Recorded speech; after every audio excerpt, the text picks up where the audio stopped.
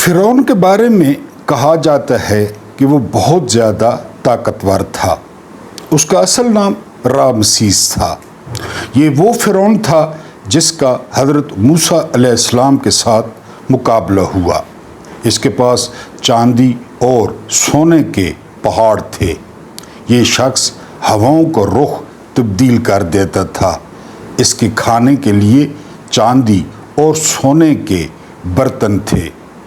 یعنی اس کی طاقت وہاں تک پہنچی کہ ایک دن استغفر اللہ نعوذ باللہ اس نے اپنے آپ کو خدا ڈکلیئر کر دیا۔ یہ اب بادشاہوں کو کنگلا اور کنگلوں کو بادشاہ بنا دیتا۔ ایک دن اسے اپنے اقتدار کی فکر ہوئی اور اس نے دور دور سے جادوگر بلوائے۔ اس کے دربار میں بہت اعلیٰ پائے کے جادوگر اور اعداد کے ماہر موجود تھے۔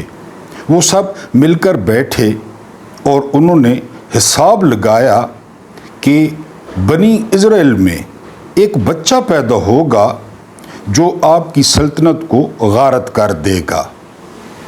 فوری طور پہ کابینہ کا اجلاس بلایا گیا۔ سارے سیانے وہاں پہ جمع ہو گئے اور مشورہ ہوا کہ کیا کیا جائے۔ سیانوں نے مشورہ دیا کہ اس میں کون سی مشکل ہے، اب سے جو بھی بچہ بنی اسرائیل میں پیدا ہوگا اسے مار دیں گے۔ جو عورتیں اور لڑکیاں حاملہ ہیں ان کے بچے نکال لیں گے۔ فیصلہ ہو گیا اور بنی اسرائیل کی عورتوں کا اور ان کے بچوں کا قتل عام شروع ہوا۔ کتابوں میں مختلف تعدادیں لکھی ہیں۔ سب سے زیادہ تعداد 70,000 لکھی ہے کہ بنی اسرائیل کا 70,000 بچہ جو ہے وہ قتل ہوا، اور کئیوں کی پیٹ پھاڑتے ہوئے مائیں بھی ہلاک ہوئیں۔ اگر آپ غور کریں تو یہ فیصلہ فرعون کا نہیں تھا، یہ فیصلہ کابینہ کا تھا۔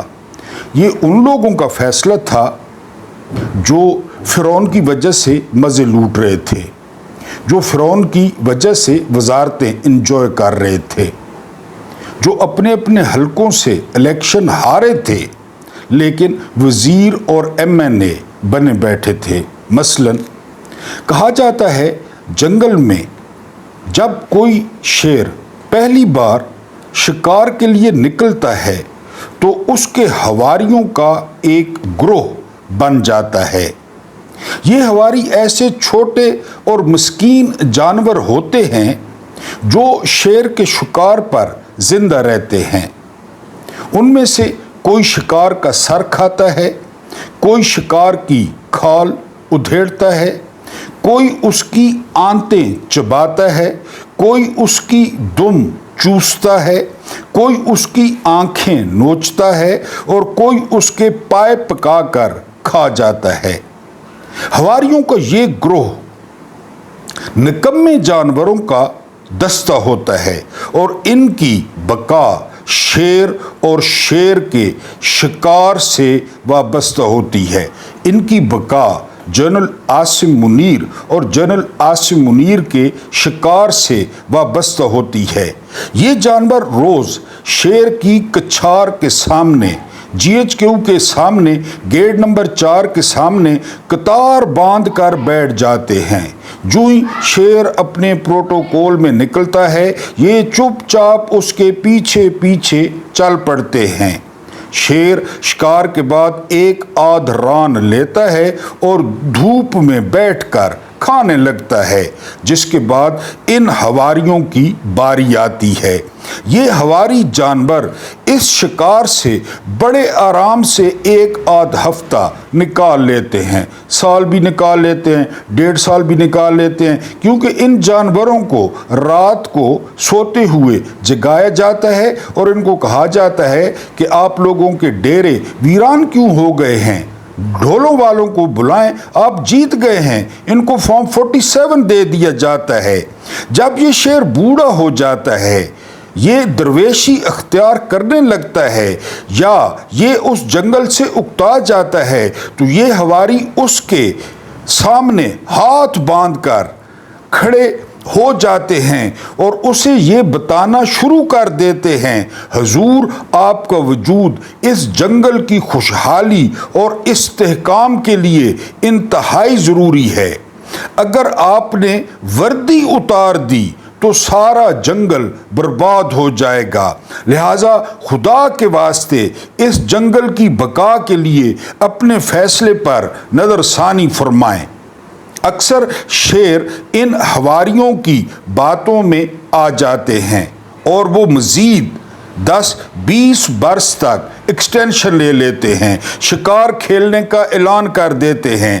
ان 10-20 برسوں کے دوران کسی دن شیر کے پنجے کمزور پڑ جاتے ہیں اور اس کے دانت گر جاتے ہیں تو یہ سارے ہواری کسی دوسرے آرمی چیف کی کھچار کے سامنے قطار باندھ کر بیٹھ جاتے ہیں۔ یہ سلسلہ جب جنگلوں سے نکل کر شہروں اور ملکوں میں آتا ہے تو اس سے لیگیں بنتی ہیں اور ان لیگوں سے انسانی شیروں کے زوال کا دور شروع ہوتا ہے۔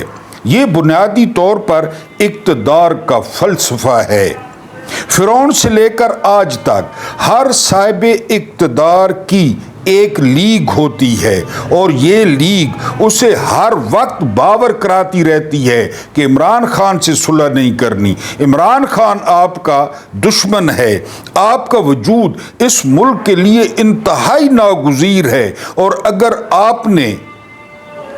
آپ نے میدان چھوڑ دیا تو خوشحالی اور استحکام کا یہ عمل دم توڑ دے گا، اس کے بعد یہ ملک ختم ہو جائے گا اور دنیا کے 99.99% حکمران ان لوگوں کی ان باتوں پر یقین کر لیتے ہیں، جس کے بعد جب تک وہ حکمران قائم رہتے ہیں یہ لوگ اس کے شکار پر پلتے رہتے ہیں۔ ان لیگوں کا ریکارڈ ہے، انہوں نے آج تک کسی سربراہ کو اقتدار سے باعزت طریقے سے رخصت نہیں ہونے دیا، کیونکہ ان کا ٹوٹل نان نفقہ، ان کا ٹوٹل حلوہ مانڈا اس وردی سے چلتا ہے، چاہے وہ کاف لیگ ہو، چاہے وہ فے لیگ ہو، چاہے وہ نون لیگ ہو۔ بسم اللہ الرحمن الرحیم۔ میرا نام محمود نیادی ہے۔ السلام علیکم ورحمۃ اللہ وبرکاتہ۔ جمعرات کے دن کا دوسرا ویلاگ، کچھ تازہ ترین خبریں آپ کے سامنے پیش کرنی ہیں۔ سب سے پہلے جو پوری دنیا میں خبر گونج رہی ہے وہ ہے پاک سعودی معاہدہ۔ پاکستان اور سعودیہ میں ایک معاہدہ ہوا ہے کہ اگر پاکستان پہ کوئی حملہ کرے گا تو یہ سعودیہ پر حملہ تصور ہوگا، اور اگر سعودیہ پر کوئی حملہ کرے گا تو یہ پاکستان پر تصور ہوگا۔ مغربی میڈیا اس کو بہت زیادہ اچھال رہا ہے، رائٹرز نے بھی اس پہ لکھا ہے، فائنینشل ٹائمز نے بھی لکھا ہے، اور اب تک کی جو سب سے بڑی ڈیولپمنٹ ہے وہ ہے زلمے خلیل زاد کا ٹویٹ۔ آپ جانتے ہیں زلمے خلیل زاد وہ ٹرمپ کے بہت قریب ہیں، امریکی اسٹیبلشمنٹ کے بہت قریب ہیں۔ ان کا کہنا ہے کہ پاکستان کے جوہری ہتھیاروں کا کیا بنے گا، کیا پاکستان سعودیہ کے لیے جوہری ہتھیار بھی استعمال کرے گا؟ آگے چل کے زلمے خلیل زاد لکھتے ہیں کہ اس کا مطلب ہے کہ اب سعودیہ کو اور خاص کر عربوں کو امریکہ پر جو ہے وہ اعتبار نہیں رہا۔ اس کی وجہ کیا بنی؟ اس کی وجہ یہ بنی کہ امریکہ کا بہت بڑا اڈا موجود تھا قطر میں، دوحہ میں، اور وہ اس کے پیسے لیتے ہیں۔ 10,000 فوجی ہیں وہاں سے پیٹرول ڈلواتے ہیں، وہاں سور کھاتے ہیں۔ لیکن جب قطر پہ حملہ ہوا، 8 میزائل داغے گئے دوحہ کے دل میں، تو قطریوں کو فکر ہوئی کہ یہ تو بالکل ویسے ہی حرام خور ہیں، ہڈ حرام ہیں، تو پھر سعودیہ نے فوری طور پہ پاکستان کے ساتھ معاہدہ کیا۔ لیکن اس معاہدے کی تفصیلات جب آئیں گی، اس پہ امریکہ کا کیا رد عمل آتا ہے، اس پہ انڈیا کا کیا رد عمل آتا ہے، یہ ابھی دیکھنے والی بات ہے۔ لیکن ایک بات میں اپنے معزز ویورز کو بتا دوں کہ یہ 2 مملکتوں کا جو ہے وہ معاہدہ ہے، اور یہ پہلی دفعہ نہیں ہے، یہ جنرل ایوب کے دور میں ہوا، یہ جنرل ضیاء کے دور میں ہوا، یہ ایک بار اب پھر ہو رہا ہے۔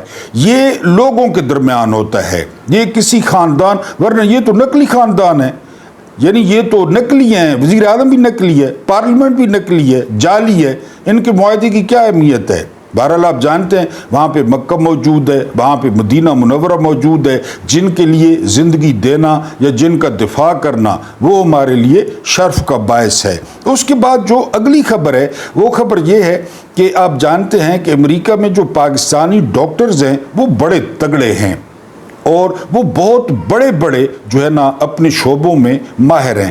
1000 سے زائد ان ڈاکٹرز نے ڈونلڈ ٹرمپ کی کابینہ کو خط لکھا ہے اور اس خط میں عمران خان کی پوزیشن کے بارے میں بتایا ہے کہ کس طرح ان کو قید تنہائی میں رکھا گیا ہے اور کس طرح ان پہ سختیاں کی جا رہی ہیں۔ یہ بڑی امپورٹنٹ ڈیولپمنٹ ہے امریکی پاکستانی ڈاکٹروں کی طرف سے۔ اگلی خبر یہ ہے کہ ڈونلڈ ٹرمپ یہ 2 روزہ تاریخی دورے پر پہنچے ہیں برطانیہ میں۔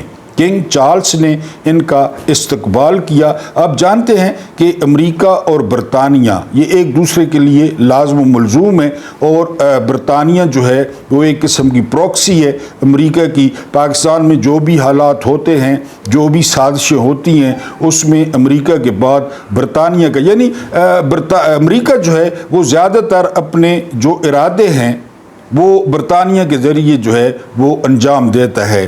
ڈونلڈ ٹرمپ 2 دن میں کیا کرتے ہیں، برطانیہ کے ساتھ کیا ہوتا ہے، کیا معاہدے ہوتے ہیں، یہ دیکھنے والی بات ہوگی۔ ابتدائی طور پہ امریکہ اور بھارت میں مذاکرات ناکام ہونے کی اطلاعات ہیں کیونکہ روس سے تیل خریدنے پر ابھی امریکہ کو تحفظات ہیں۔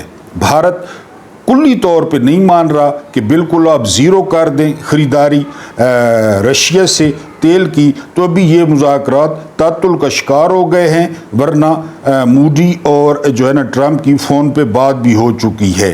ایک اور جو خبر ہے وہ خبر یہ ہے کہ سائم ایوب، یہ لڑکا جب آیا تو بڑی اس سے امیدیں وابستہ تھی کرکٹ ٹیم کو، یعنی پاکستانیوں کو۔ میں نے تو کرکٹ دیکھنا چھوڑ دی ہے جب سے محسن نقوی آیا ہے، لیکن سائم ایوب نے ریکارڈ بنایا ہے۔ اور ایک اور انڈوں والی سرکار ہے شاہد افریدی، ٹاؤٹ ہے آج کل، اس نے مسلسل T20 میں 8 بار 0 پہ آؤٹ ہو کے شاہد افریدی کا ریکارڈ برابر کر دیا ہے۔ تو قوم کو ایک اور شاہد افریدی سائم ایوب کی جو ہے نا وہ شکل میں مبارک ہو۔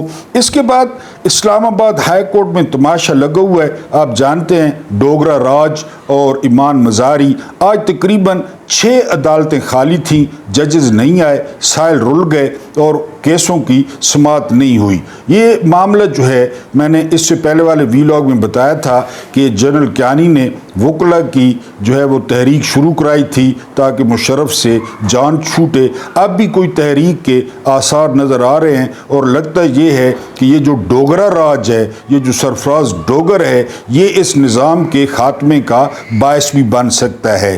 اس کے بعد ایک بڑی عجیب و غریب خبر ہے، وہ خبر یہ ہے کہ پوری پاکستان میں سوئی گیس کے کنیکشن پہ جو ہے مستقل پابندی لگا دی گئی ہے اور 30 لاکھ جو درخواستیں پڑی تھیں، 30 لاکھ وہ مسترد ہو گئی ہیں اور وہ تندور والوں کو بیچ دی گئی ہیں کہ اب کسی درخواست پہ عمل نہیں ہوگا اور پاکستان میں سوئی گیس کا اب کوئی کنیکشن جو ہے وہ نہیں دیا جائے گا۔ اب جو نئے لوگ ہوں گے تو وہ جو ہے نا انحصار کریں گے سلنڈرز پہ یا LPG اینڈ سو۔ تو یہ جو ہے نا وہ کچھ خبریں تھیں، میں نے کہا آپ کو جو ہے وہ بریف کر دوں۔ اگر ہم جو ہے نا وہ اپنے ویلاگ کی بات کریں تو ایک بڑی زبردست تھیوری جو ہے وہ اس میں مارکیٹ میں آ گئی ہے۔ وہ تھیوری کیا ہے؟ وہ تھیوری یہ ہے کہ شہباز شریف اور فیلڈ مارشل صاحب سعودیہ پہنچے، وہاں پہ ان کو بڑا زبردست استقبال دیا گیا، ان کو پروٹوکول دیا گیا، ان کو گارڈ آف آنر دیا گیا، ان کو 21 توپوں کی سلامی دی گئی، ٹھیک ہو گیا۔ وہاں پہ پھر معاہدہ ہوا، ابھی میں نے آپ کے سامنے ذکر کیا، پاکستان اور سعودیہ کا دفاعی معاہدہ ہو گیا۔ معاہدہ ہونے کے بعد जनरल आसिम मुनीर और शहबाज शरीफ ये पहुंचे हैं लंदन, या पहुंच गए हैं या पहुंचने वाले हैं। वहाँ पे ये नवाज शरीफ को ब्रीफ करेंगे कि हमने कौन सा तीर मारा है, और अब 2 साल की नहीं बल्कि 5 साल की एक्सटेंशन दी जाए, ये मेरा हक बनता है। लेकिन ज़राए बता रहे हैं कि एक और जो है प्रपोज़ल वो भी टेबल पे है, और मोहम्मद बिन सलमान से भी इस सिलसिले में बात हुई है। वो प्रपोज़ल क्या है? वो प्रपोज़ल ये है कि राहिल शरीफ को अब खुदाफिज कहा जाए, क्योंकि राहिल शरीफ की जो सहूलतें हैं ना, राहिल शरीफ की जो मराहत हैं, वो आपकी सोच से भी ज़्यादा हैं। यानी आप देखें ना कि आप मुलाजिम होते हैं किसी बड़ी कंपनी में, तो आपको ज़्यादा से ज़्यादा गाड़ी मिलती है, प्राडो मिलती है, लैंड रोवर मिलती है। राहिल शरीफ को जहाज़ मिला हुआ है, यानी टैक्सी की तरह इस्तेमाल करने के लिए। अब ये प्रपोज़ल टेबल पे मौजूद है कि राहिल शरीफ ने पहले भी बहुत इकट्ठा किया जब आर्मी चीफ थे, तो अब तो वो पता नहीं कितना इकट्ठा कर चुके होंगे। तो राहिल शरीफ की जगह फील्ड मार्शल आसिम मुनीर साहब को इस्लामी इत्तेहाद का सरबराह जो है ना वो लगा दिया जाए, राहिल शरीफ को फारिग कर दिया जाए, और इस तरह आसिम मुनीर साहब जो है वो सऊदीया चले जाएं, और पाकिस्तान में एक नया आर्मी चीफ आ जाए, और मामला जो है, क्योंकि मैंने आपको बताया है कि नवाज शरीफ ने बदला लेना ही लेना है, कुछ भी हो जाए। बदला किस बात का? इस बात का कि उसे वज़ीर आज़म नहीं बनाया गया। बाखबर हल्के ये भी बता रहे हैं कि वज़ीर आज़म नवाज शरीफ यानी इसलिए निकल गए कि फील्ड मार्शल भी यहाँ नहीं थे और शहबाज शरीफ भी यहाँ नहीं थे, पीछे से नवाज शरीफ जो है वो लंदन निकल गए, शायद उन्हें निकलने ही न दिया जाता। बहरहाल अब ये जो है ना वो थ्योरी वो फील्ड में छोड़ी गई है, मार्केट में छोड़ी गई है कि लोगों का इस पे क्या रद्द-ए-अमल आता है कि राहिल शरीफ की जगह जो है वो आसिम मुनीर साहब सऊदीया चले जाएं, सांप भी मर जाए, लाठी भी ना टूटे, और जो वहाँ पे तनख्वाह है, जो वहाँ पे सहूलियात हैं, हाँ ज़ाहिर है पाकिस्तान वाली खड़पैंची नहीं होगी, डंडे सोटे और मुकदमे और सियासी मुखालफिन को कुचलना, वहाँ आराम से ड्यूटी करनी होगी जिस तरह राहिल शरीफ कर रहे हैं। बहरहाल ये एक नया ओहदा मिलने की खबरें आ रही हैं। उसके बाद इमरान खान ने जो है वो ख़त लिखा है याया आफरीदी को। आप जानते हैं कि ये तीसरे नंबर पे जो है ना वो जज थे, मंसूर अली शाह सबसे सीनियर थे, उसके बाद जस्टिस मुनीब अख्तर थे, उसके बाद जस्टिस याया आफरीदी थे। सैयद मंसूर अली शाह को एक मखसूस मकाम पर बुलाया गया और उन्हें कहा गया कि हम आपको चीफ जस्टिस बनाते हैं, लेकिन आपने लेला बन के रहना है, आपने हमारी बात माननी है। मंसूर अली शाह ने ये कबूल करने से इनकार कर दिया। वही बंदा 2 घर छोड़ के बैल मारी याया अफरीदी की, याया अफरीदी पहुंच गए वहाँ पे। याया अफरीदी ने कहा कि आप दिन को रात कहेंगे, मैं रात कहूँगा, आप रात को दिन कहेंगे, मैं दिन कहूँगा, मुझे चीफ जस्टिस बनाएं, मेरी तनख्वाह बढ़ाएं, मुझे प्रोटोकॉल दें। ये अलहदा बात है कि मैं पठान हूँ, कबायली इलाकों से मेरा ताल्लुक है, लेकिन जहाँ पे दमड़ी आ गई, हलवा मांडा आ गया, रोकड़ा आ गया, तो वहाँ पे कौन सी पठानी, कौन सा शजरा नसब, कौन सा ख़ानदान, आप मुझे चीफ बनाएं। बहरहाल याया अफरीदी को चीफ बना दिया गया। आज ख़त मिला है याया अफरीदी को इमरान खान का, और इमरान खान ने लिखा है कि सर आपका ये जो चिट्टा कोठा है, ये जो रेड एरिया है जिसे सुप्रीम कोर्ट आम पाकिस्तानी कहते हैं और समझते हैं, वहाँ से ठीक 31 किलोमीटर के फासले पर मैं और मेरी घरवाली नाकर्दा गुनाहों की सज़ा भुगत रहे हैं।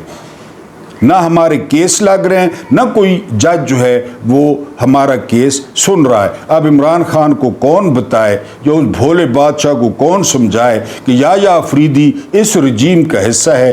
याया अफरीदी में अगर तड़ होती, अगर उसमें असूल होता, तो वो अपने दोस्तों की पीठ में खंजर घोंप के चीफ जस्टिस बन जाता।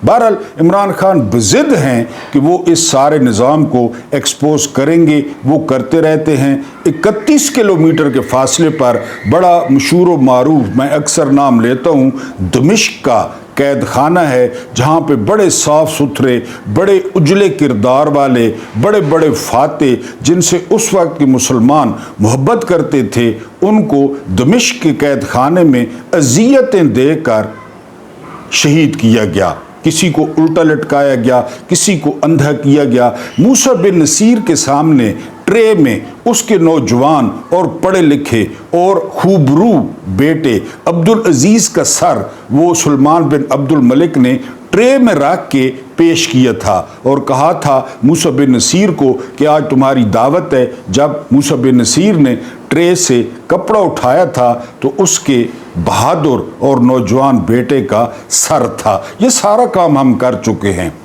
یحییٰ افریدی صاحب، یہ سارا کام ہم کر چکے ہیں۔ ہاں، اگر آپ بابر ستار کی طرح نر کے بچے بن جائیں، اگر آپ اپنے حلف سے وفاداری کر جائیں، اگر آپ جو ہے نا وہ قانون سے وفاداری کر جائیں تو ہو سکتا ہے تاریخ آپ کا نام یاد رکھے، ورنہ تاریخ میں مولوی انوار الحق بھی ہے، جو ہے نا وہ جسٹس منیر بھی ہے، قاضی فائزی صاحب بھی ہے، تو آپ کا نام بھی شامل ہو جائے گا اور آپ بھی ماضی کے پنوں میں گم ہو جائیں گے اور آپ کی اولاد آپ کا تعارف کراتے ہوئے، اپنا تعارف کراتے ہوئے شرم محسوس کرے گی۔ بہرحال عمران خان نے یحییٰ افریدی کو خط لکھ دیا ہے۔ قانون ایک ایسا مکڑی کا جالا ہے جس میں مکھی پھنس جاتی ہے، مچھر پھنس جاتا ہے اور جو ہے نا وہ چونٹی پھنس جاتی ہے، لیکن اگر وہاں پہ شیر آ جائے، وہاں پہ ہاتھی آ جائے تو پھر جالا اس کے سامنے کیا معنی رکھتا ہے۔ جسٹس بابر ستار نے پی ٹی اے کے چیئرمین میجر جنرل حفیظ الرحمان کو کام سے روک دیا کہ یہ میرٹ پہ فیصلہ نہیں ہے، کوئی کوالیفیکیشن نہیں ہے میجر جنرل کی سوائے اس کے کہ وہ میجر جنرل ہے۔ بہرحال جی ان کو کام سے روک دیا گیا۔ اسی رات عدالت کھلی، اسی رات پٹیشن دائر ہوئی، اسی رات ڈویژنل بینچ بنا اور اگلے دن میجر جنرل کو عہدے پر بحال کر دیا گیا۔ اس کو کہتے ہیں انصاف۔ یہ ہے پاکستان، یہ ہے قانون، یہ ہے انصاف، یہ ہیں بچز آف دی رچز، یہ ہیں غلام اور لیلے جج۔ 72 گھنٹے، آپ پتہ نہیں 72 گھنٹے کے پیسے کٹیں گے یا جو ہے نا وہ ان ججوں نے جنرل صاحب کو کہا ہوگا کہ سر آپ نے کیوں تکلیف کی ہے، آپ نے پٹیشن دائر کی ہے، آپ کو جو ہے نا تھوڑا سا جو ہے نا وہ آپ ڈسٹرب ہوئے ہیں، ہم اس کی معافی مانگتے ہیں، ہم آپ کا سنجا کروا دیتے ہیں ٹھنڈے پانی سے، آپ نے کیوں تکلیف کی ہے۔ بہرحال میجر جنرل صاحب کو 72 گھنٹوں میں جو ہے وہ انصاف مل گیا ہے اور وہ عہدے پر بحال ہو گئے ہیں۔ اب آپ نے دیکھنا ہے کہ پاکستان کس طرح دن دگنی اور رات چوگنی ترقی کرتا ہے۔ ان کو 72 گھنٹے میں انصاف مل گیا۔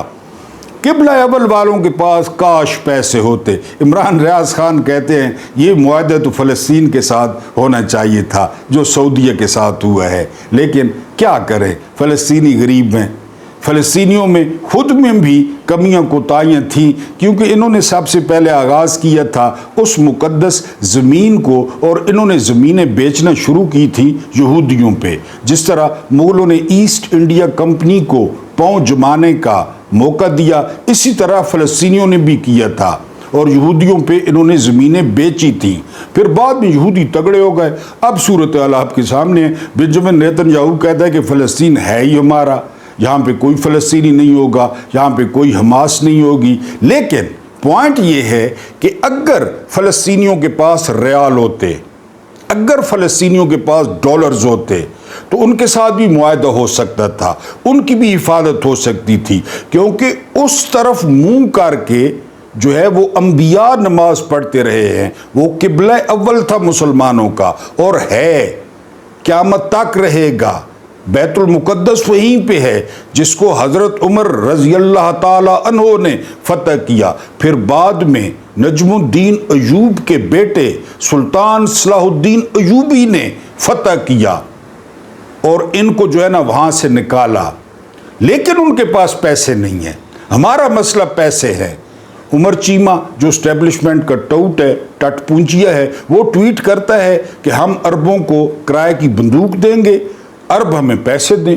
سمپل جو عام فارمولہ ہوتا ہے، ہماری معیشت خراب ہے، یعنی ہم تحفظ دیں گے، وہ ہمیں پیسے دیں۔ یعنی مجھے معاہدے پہ کوئی اعتراض نہیں ہے، میں معاہدے پہ خوش ہوں جس طرح میں نے پہلے کہا، لیکن ان کا خون کیوں سستا ہے؟ فلسطینیوں کا خون کیوں سستا ہے؟ उनके साथ जो कुछ हो रहा है, जो इमेजेस आपने देखे, जो गैर मुस्लिम हैं वो इतने बड़े बड़े मुजाहरे कर रहे हैं यानी फ़लस्तीनियों के हक़ में, और जो फ़लस्तीनियों की नस्ल कुशी जारी है। चले हम एक मिनट के लिए मान लेते हैं कि हिज़्बुल्लाह या हमास वो इज़राइल पे हमले करते थे या वो इज़राइल के साथ लड़ते थे। गज़ा के और रफ़ा के लोगों का, सिविलियंस का और मगरबी किनारे के लोगों का क्या कसूर है कि उन्हें सिटिंग डक्स की तरह ज़िबा किया जा रहा है? लेकिन कसूर है ना उनका कसूर ये है कि उनके पास रोकड़ा नहीं है। ये यानी हमने अब क्यों मुआहदा किया है? यानी आप जो मर्जी है कर लें, मक्का मौजूद है, मदीना मौजूद है, सर आंखों पे, लेकिन इनकी नज़र माल पे है, माल, और वो भी ज़्यादातर माल वो ज़ाती जेबों में जाएगा, उसका कोई हिसाब देगा? वो भी ज़ाती जेबों में जाएगा और इसको सियासी प्रोपेगंडे के तौर पे इस्तेमाल किया जाएगा और करना शुरू कर दिया है। यानी वो इस तरह इसको पेश कर रहे हैं कि पीटीआई इसकी मुखालफत करे और हम सऊदिया को दिखा सकें कि देख जी पीटीआई वाले इसकी मुखालफत कर रहे हैं। पीटीआई वाले क्यों मुखालफत करें? मैंने कहा कि ये दो मुमलिकतों का मुआहदा है, ये शरीफ ख़ानदान का तो नहीं है, ये आसिम मुनीर का भी नहीं है, आसिम मुनीर ने भी कल चले जाना है, ये शरीफ ख़ानदान तो पहले जो है ना वो रद्दी की टोकरी में जा चुका है, इनका तो कब्ज़ा है। बहरहाल अगर किबला अव्वल वालों के पास रियाल होते, हलवा मांडा होता, उन्होंने कोई कमेटी डाली होती तो आपके साथ भी मुआहदा हो जाता। वेरी सॉरी जी, आप मरते रहें, इजरायली आपको ज़िबा करते रहें, आपके प्यारे प्यारे बच्चे भूख से बिलखते रहें। हमें माल चाहिए, हमें दमड़ी चाहिए, हमें हलवा मांडा चाहिए, हमारी बंदूक इसके लिए है। अल्लाह पाक आपको आसानियाँ अता फरमाए, आसानियाँ बांटने की तौफीक अता फरमाए। मेरा रब्बे करीम आपके और मेरे मरहूमीन की मग़फ़िरत फरमाए, उनके साथ अदल का नहीं रहम का और एहसान का मामला फरमाए। मुझे बर्दाश्त करने का बहुत बहुत शुक्रिया।